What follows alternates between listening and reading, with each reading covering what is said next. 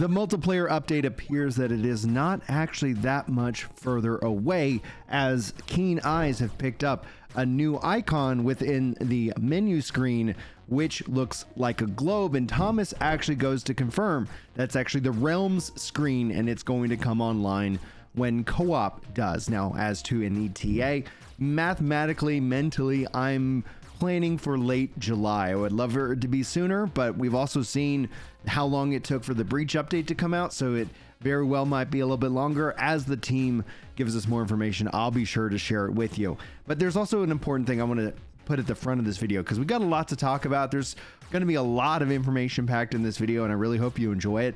But also, there's a real conversation that I think is important, and I'm going to talk to you guys about how I hope to help in this endeavor. Now, Thomas says, be sure to leave a positive review on Steam or you can tender our funeral. Now, semi kind of joking, but the reaction kind of builds from here. We're like any business, depending on our game sales.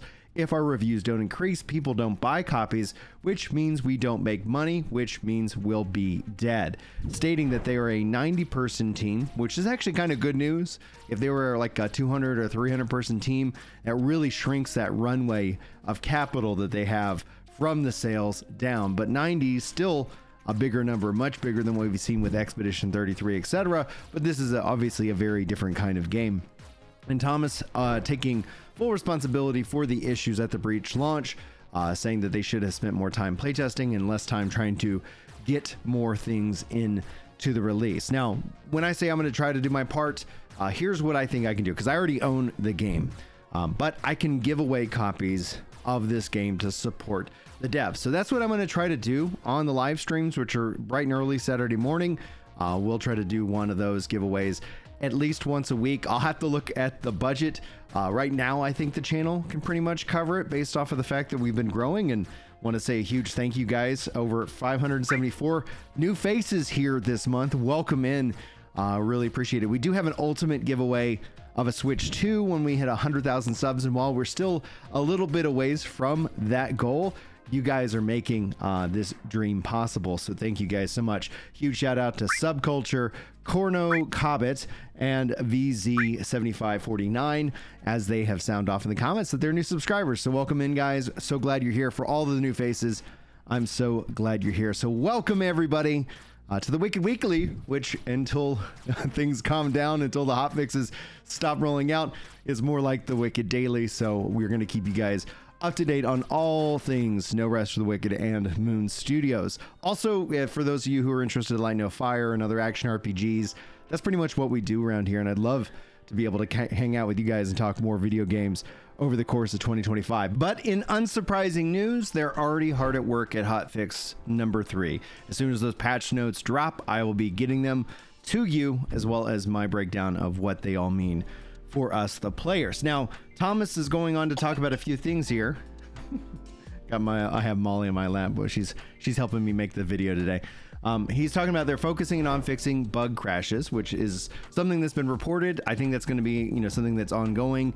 Obviously, a lot of telemetry, figuring out what driver, what all caused this. That's just the nature of PC gaming. So if you've been receiving some crashes, make sure you try to send in that bug report, so that way they can have more data to figure out what the root cause is. Also, for those of us Magic users out there, and no, I do not currently have a Magic build here on the channel. With the changeover, I have not yet leveled up a Magic. I'm working on gauntlets and my hardcore run, which is a strength build, but Magic will be coming, and I, for one, am very interested in this change. They are shifting it so that the dart spells are going to use stamina instead, and also going to be a little bit more shorter range. Now, this was teased on an interview, which we will be covering bits and pieces of that interview here in this video as well, but I'll include a link to that if you guys want to go get further context about some of those changes. But I think that is a really good way to transition into this interview. The link will be in the description, so you can go watch, give it a listen, really kind of take in the full piece of it. But we're going to just kind of break down a couple of questions and answers, and I'm going to give you guys my thoughts about what Thomas has to say. Another thing that I've seen a lot of people talking about is the health recovery, especially like out of combat. Like, it's very reliant on the crafted food. I'm guessing you've seen a lot of feedback on it, but I wanted to get your thoughts on it. Yeah, so I think bit of what is going on there is that people aren't fully aware of some of the systems that we have in the game already, right? So, for example, I just had this really interesting conversation with another developer who was basically bringing up the same thing to me, right? And I just told him, hey, did you try to get the heal rune from Elanor, right? And he was like, the what? You know? And I'm like, wait, you know, like, so that kind of thing. He didn't even know that that existed, right? That there's literally a rune in there that can heal you based on focus. So then if you do that, if you play that way, right? Like you could build an entire build around that, just get more focus so that you can heal more often, right? And then you can skip a lot of the kind of like food stuff, right? So I think what I would like to do to help with that is just add more of a guideline there, or more of a tutorial, and so just make it clear about which mechanics actually exist in the game, right? Because like we generally see people playing the game kind of in a way where they just don't understand some fundamental mechanics yet, right? And that's always been true, for example, with a bunch of Souls games. Even for Diablo, that's the case, right? How many people play Diablo and just look at the numbers, never look at their affixes and so on, right? And just, you know, just want to have fun, right? But we just need to make it clear to people how each mechanic works, right? And that's where I think we're in early access, right? There's not every tutorial in there yet, so that's what we need to improve upon. Now, the point that Thomas brings up about tutorials is the point that I brought up over on Discord, because at the end of the day, if somebody doesn't know a system exists, then yes, I can see how clearly the frustration could be that you are always feeling like you're reliant on food. But that's not to say that the food debate is invalid. While I do fall on the side of enjoying collecting the ingredients, getting new recipes, having different tiers of food, I think the most interesting critique that I've seen of the system is that because there is a limit to how much food that you can actually eat, if you end up eating lower quality food in the fight by accident, well, that's going to set you up at a disadvantage, because some food can really fully heal you, and you know, whatever, depending on the ingredients and that you have. And there, I think, are systems that could be put in place. For example, you could have a setting, and I'm always going to advocate for settings rather than like hard-coded values, but a setting that lets the user decide, like, hey, if I ever get into a fight, make sure you switch to this food, because the way I manage it is I save my lower tier food for when I'm out of combat, and I save my higher tier food for when I'm in combat. So as a veteran player, I know kind of where the fights are going to be, and when a fight is really dangerous, then I need to make sure that I'm fully prepared for it. But I can see how new players can get caught up on it. I'd love to hear your thoughts about this. I don't want the game to become hyper tutorialized. We see that happen heavily, and not that this is an MMO, but we see that heavily in theme park MMOs, where it literally is guiding the player from one spot to the next. Even World of Warcraft recently announcing that they're adding an accessibility option. Press one button to do your full rotation, which from an accessibility perspective I get, but also from, you know, like trying to make games, basically you optimize the fun out of a game, and gamers are really good at doing that very thing. So you always gonna, as a developer, have to kind of balance that, noting that every bit of feedback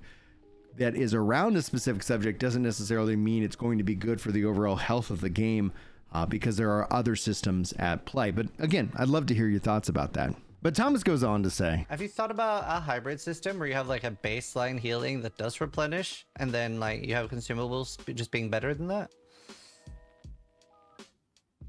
Like potions, you mean?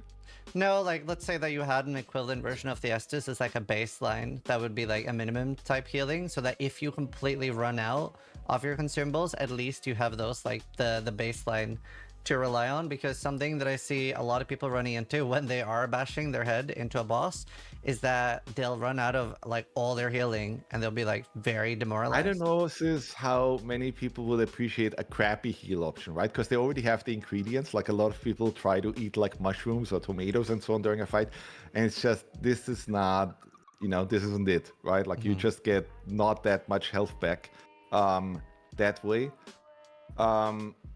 And so that really never worked for us in terms of design, that you have just a constant heal that is free, right? Because it also, it's always about these parasitical systems, right? Like if one system is there that is kind of not great, but it feeds into that other system and overlaps, that's not really clean, you know? So this still brings me back to the tutorialization about teaching people about runes. Now, I will say that I would love to see various different affixes, not just with life steal, but with essentially kind of a, low grade recovery, or even food that gives you a heal that does recover some of your life, but then also adds 60 seconds of this nice little healing over time effect. I think that could help offset some of this, but there still is scarcity, especially when it comes to target farming. And that's something that I've even seen in the comment section here. How do we target farm? The interview kind of goes into this as well, and we will get to that here in a little bit. But first I want to talk to you guys about resting at a whisper. And are you against being able to rest at the waypoints at the moment? Yes, because the thing that happens, right? We tried this obviously, and we had this right before launch, that you could rest at any whisper. But again, this is very, you have to look at healing and enemy challenge and so on in unison, right? So with that, what you could easily do and how you could easily exploit everything, right, is that I'm at a whisper, I kill the first enemy, I take some damage, I go back to the whisper, immediately heal up, right? The enemy hasn't respawned yet, right? Because that's not the time yet. And then I go to the second enemy, I do the same thing. Then I go to the next enemy, I do the same thing, right? And I just keep ping-ponging, right? And exploiting that system. So that really doesn't work properly. But is that different from, you can just kill yourself in the game and suicide your character to get full health, right? Which a lot of people are doing at the moment. Let's say on 10% left, it feels a little bit frustrating that it's better to just off yourself than to be able to recharge.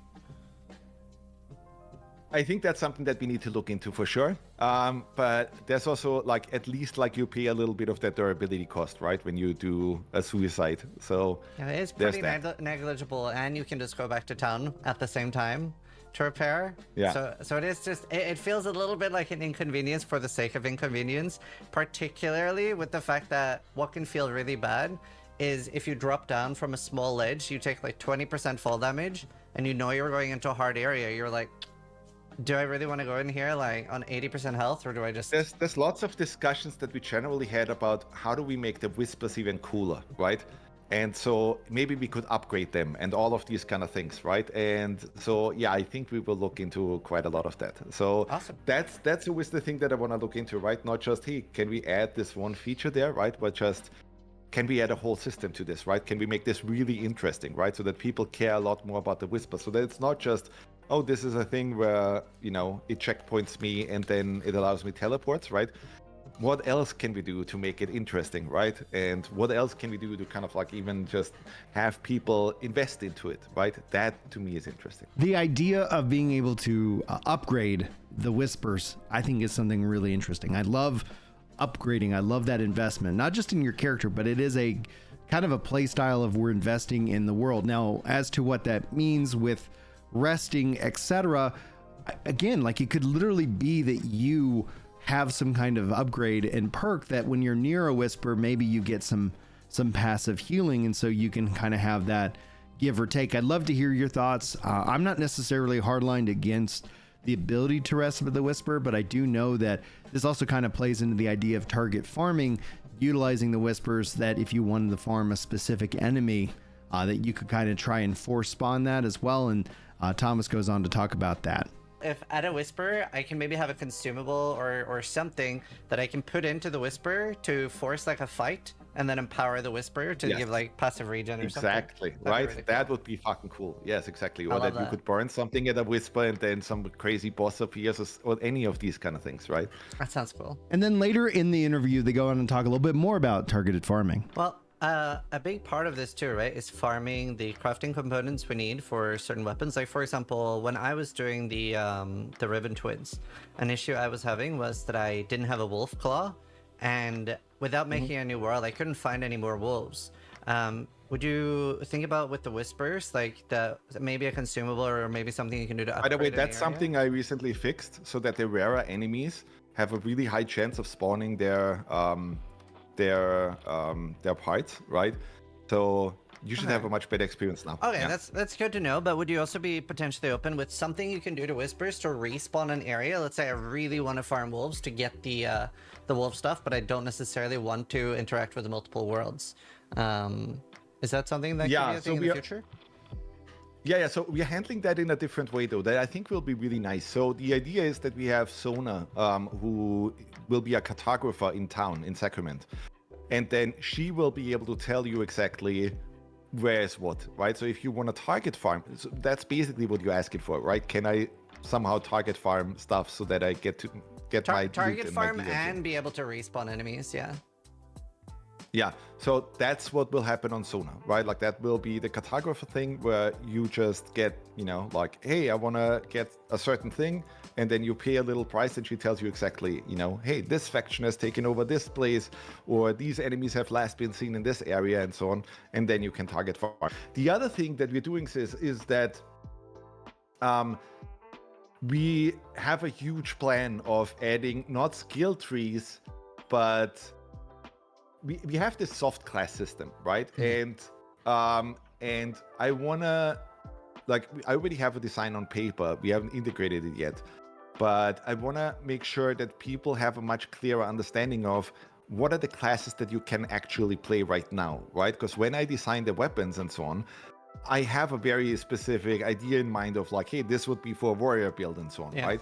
But right now, what the issue is in the game, you don't necessarily see that, right? You just need to do a lot of trial and error and so on, right? Yeah.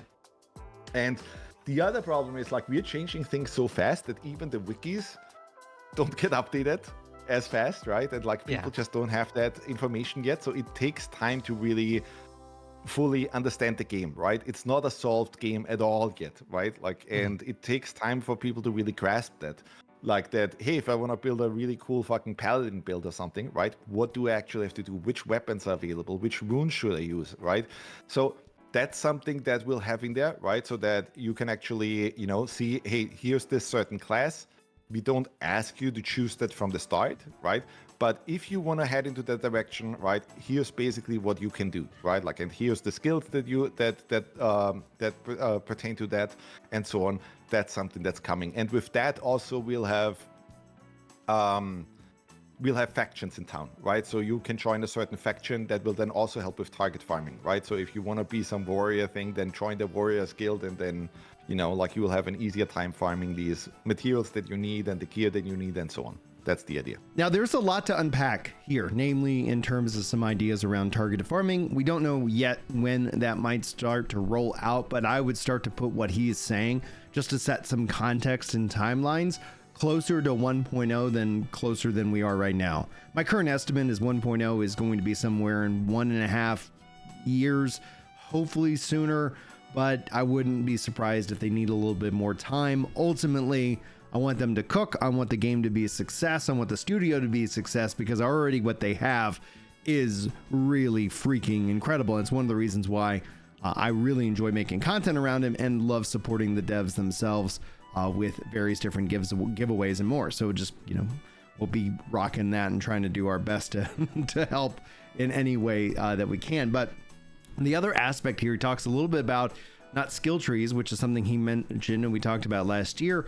And it seems like that could be evolving. And he's shared in the past, for those of you who are new around here, Final Fantasy Tactics and Final Fantasy VII is systems that he would like to see, where 7's materia system would be something that would translate to the gym system to a degree, not a one-to-one, but that's essentially some of the things that he has and remembers fondly. And then essentially tactics in terms of your progression and how you unlock things. So my hope there is that whether it's skill trees or not, that you as a player are getting a resource, and then in Final Fantasy Tactics, it was JP for job points that you could use to unlock skills and other various different things. And ultimately the class that you play is more of a masterwork of your build. Basically, you build out your build, and then it kind of takes you down one of several paths, and then you kind of masterwork into a specific kind of class. And they've already listed off that a ton of them, and you could think of them almost in a way like weapons with various different archetypes and how they and play styles and how you can utilize them in the game. So I think that's pretty freaking exciting. Now, there's one thing I'd like to kind of end on, because it was something interesting he said right towards the end of the interview. Oh, by the way, I didn't go back to the multiplayer thing. That has come up a lot, right? So we'll just have to stay open to that. I would also like to have a feature where, as a developer, I can jump on people's streams, right? And like that would be cool. Stuff and so on. That'd be very cool. I love that. But yeah, I mean, there's a lot of things that we can do with this whole setup, right? Like that's the thing with No Rest for the Wicked. We built this crazy foundation, and now we're basically just trying to wrap it all up and finish it up, right? But there's so many crazy things that we can do, and like in terms of foundation, I think we're really solid.